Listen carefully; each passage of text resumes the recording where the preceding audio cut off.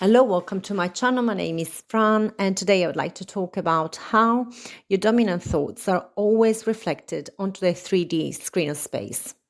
But they may come in an unexpected form. Sometimes they might even seem the exact opposite of your thoughts.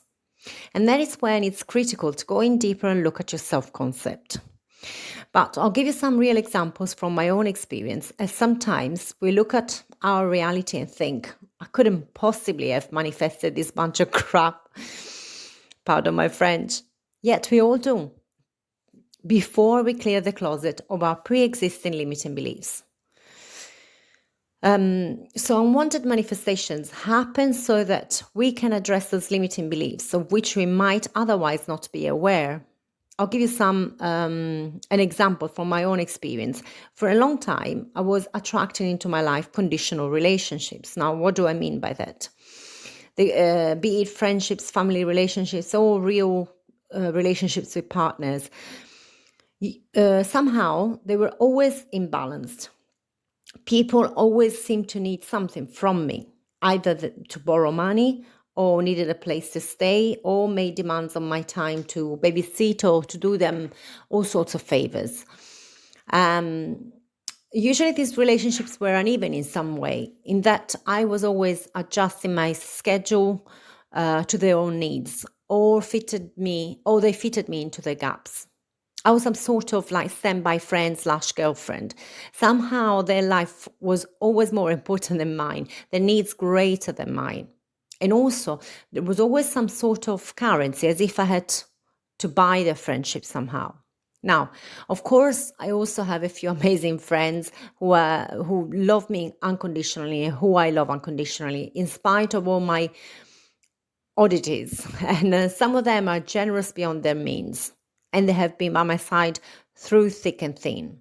But they are rare exemplars of human beings, and I can count them on the fingers of one hand. So I can attract healthy relationships. However, the vast majority of them reflected the same unhealthy pattern.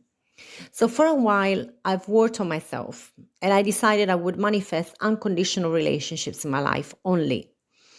As in the past, I ended up feeling depleted, used, and abused to a certain extent.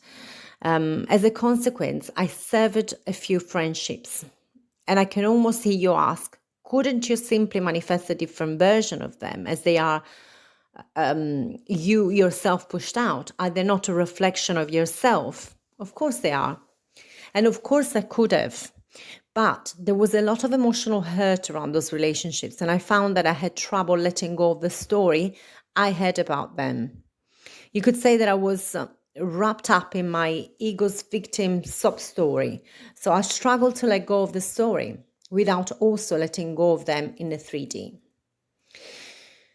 The interactions triggered me so deeply that I couldn't quite detach enough to see that they were reflecting a part of my subconscious beliefs back to me. So I had to physically detach myself from them and work on myself on my own. However, let me stress this. If you are strong enough to let go of your victim story about these people, you can certainly heal the relationship by going within and not reacting when they are first still show you the old story. So I severed a few friendships that were reflecting my old belief system and started afresh. I met new friends, started new relationships. First, I met this couple of friends and we started chatting and joking. It became nearly a daily appointment. Then a couple of other people joined us. It became a group. And we were meeting whenever we could. In any case, I don't brag about my financial situation, but I must project an image of wealth, as I don't complain about money. I've never had a negative belief about wealth and abundance. And as a consequence, I've always had enough to get by. Now, sure enough, within weeks, the requests had started pouring in. They needed me to give a lift to someone. They needed to store the stuff in my house. They needed a large loan. when I looked into it, it turned out that that money would have never been paid back to me. I actually did my research. So I said no.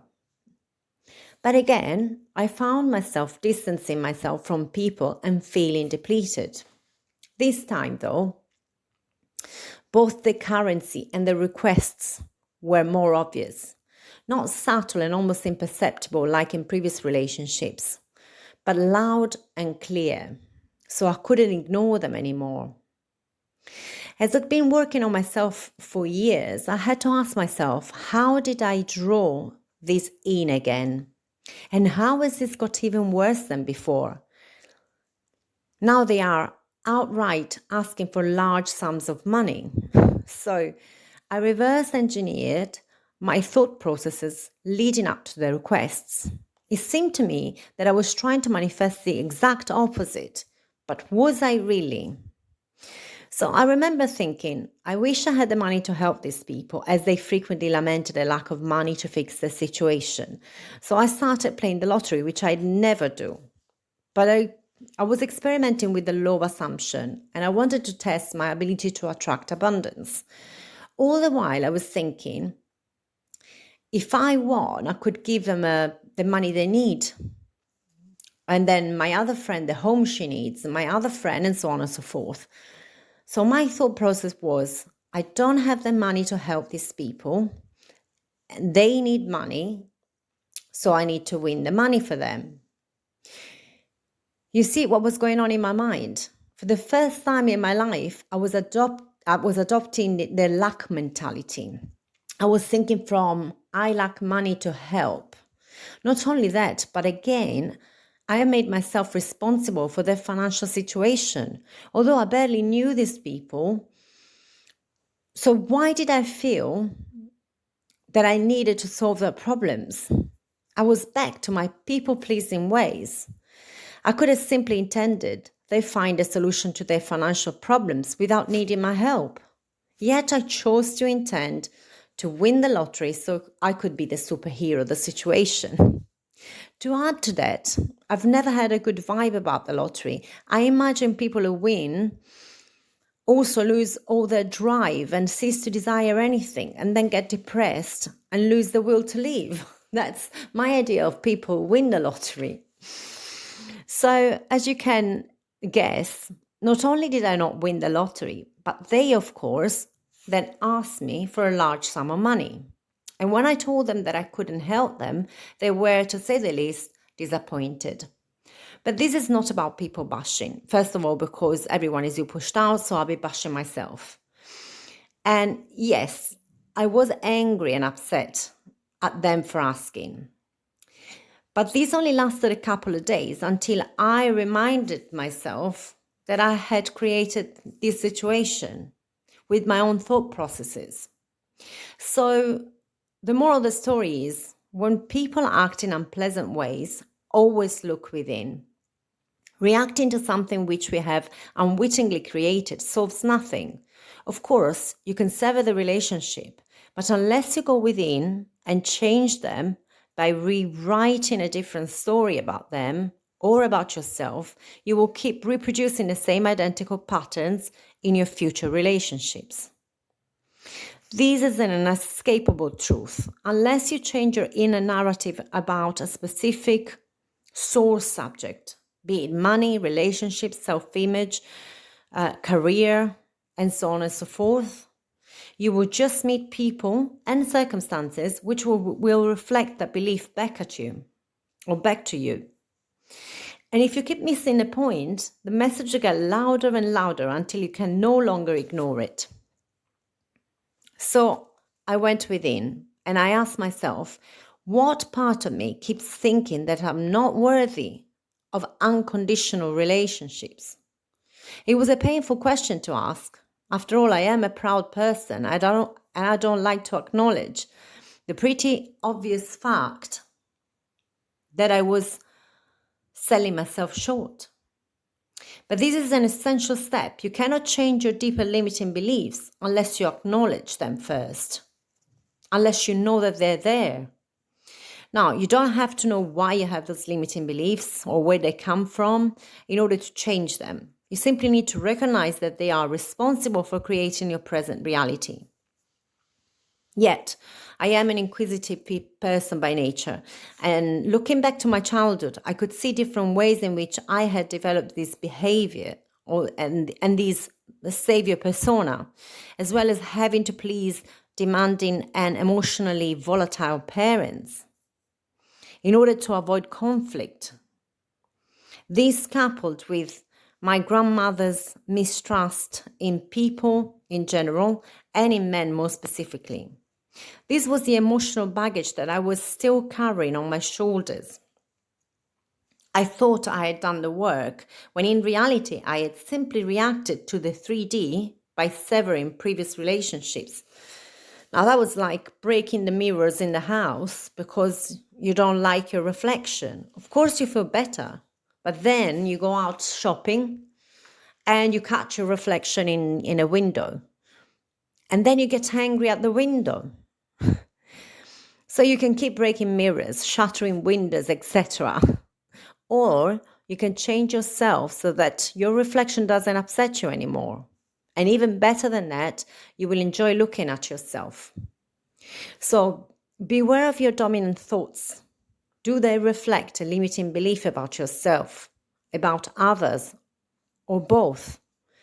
Your subconscious beliefs always push out. First, they spill onto your thoughts. Then, unless you stop them there, they will reflect onto others, onto the physical reality. But you shouldn't be afraid of your limiting thoughts and beliefs. To the contrary, they are your manifesting GPS. They are showing you where you are compared to where you want to be. So don't point at people's unacceptable behavior and lament unfavorable circumstances. They are merely your magnifying glass. So when unfavorable or unpleasant circumstances show up in your life, go within and ask, what belief would I have to hold for these people to show up like that in my life? And what is the opposite of that belief? And then adopt that belief. As French philosopher René Descartes once put it, cogito ergo sum, or in English, I think therefore I am. But what did he really mean by that? What he really meant was that by using logical and deductive reasoning, you cannot prove that you have a body or even a brain, or that your body and brain are quote-unquote real, nor that other minds exist. Only one thing is certain, that my mind exists. And how do I know this? Because I am thinking these thoughts. So how long do I exist for? For as long as I think. Because I think, therefore, I must exist. So doesn't this begin to resonate with Neville Goddard's reality is an illusion? The only real thing is the content of your mind, and everyone is you pushed out. You cannot prove that the physical world is real or that other people are real. You can only know for certain that a version of them is real within your mind. So this is it for today. I intend that this content helps you see your 3D for the illusion it is, so that you can turn all your dreams into reality. Whatever you do not get discouraged. Do not give up. Your 3D is not mocking you. It's spurring you on, willing you to succeed. So if you found this content helpful, please feel free to like, share, subscribe. In any case, I'd like to wish you all Merry Christmas and a Happy New Year. Have a wonderful, awakened day.